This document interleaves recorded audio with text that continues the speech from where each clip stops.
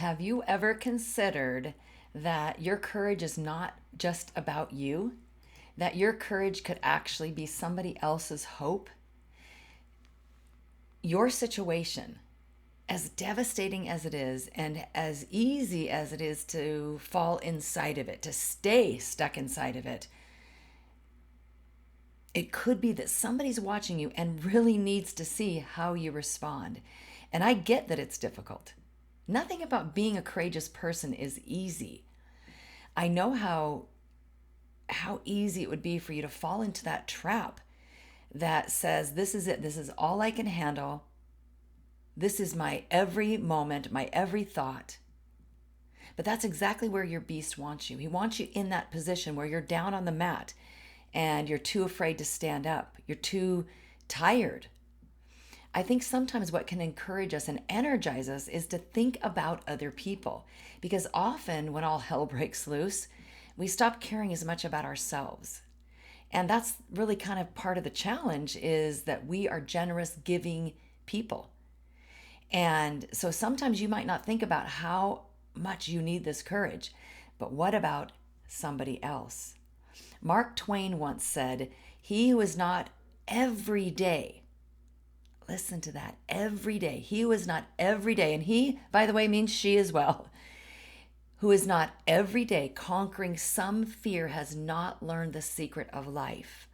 Life is scary. There will always be situations that frighten us. There's no such thing as fearless. That is just not even a word we should be going for. Now, you might be able to be fearless in a particular situation, but there's no way you live as a fearless person. Some of the most badass people you know definitely are afraid of things that you might not even be afraid of. You know, the world is in desperate need of leaders. I mean, real leaders, people who lead from the front, not just sit behind their keyboard, not just pontificate about what people should do, but those who have stepped out, who've risen up through the ashes, walked through the fire, and come out the other side. If that's you, your story is necessary because there's somebody out there that needs it. Probably somebody in your own life that needs your story, your message of hope. It gives them belief. If you can do it, they can too. And it doesn't have to be the same challenge. This is a perfect example. Now, of course, Sean's challenge and my challenge are similar with regard to my daughter Jamie being murdered and being in addiction and all of that. But Sean was able to sort of just move away and just stay out of Jamie's life and pretend she didn't exist. I didn't really have that luxury as her mom. So my path's been different in reclaiming my life. And so my point is, though, that someone could be watching you and have a completely different challenge, and still it gives them hope. I want to share one of the many messages that Sean has given me, and it just really proves how important it is that somebody's watching you. He said, "I got here because of you, Mom, because of the work you are doing. If you weren't who you are, I would never have made it to this place." Listen to this.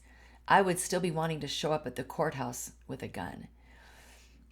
I don't know that he would have done that, but that's how he felt.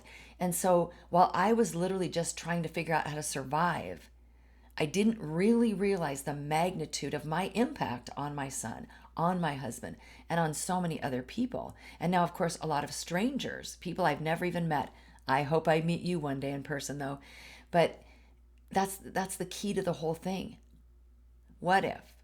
What if you stood up and you said, "I'm going to reclaim my life. I'm going to choose to live courageously. I'm going to do this because I know at least one other person, just one, that's all you need. One other person could find hope in your story. Wouldn't it be worth it?"